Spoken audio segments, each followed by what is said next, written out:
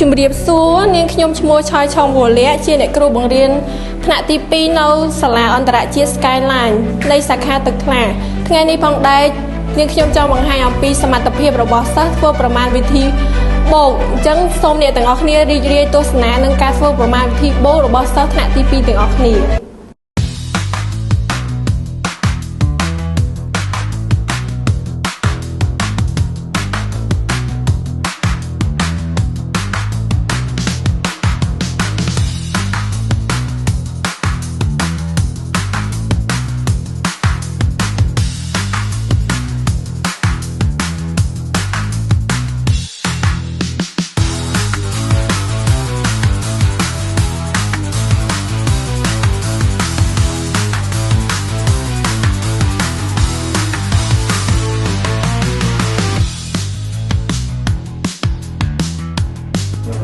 បន្ទាប់ពីបងប្អូនទាំងពីរបានបង្ហាញសមត្ថភាពរួចមក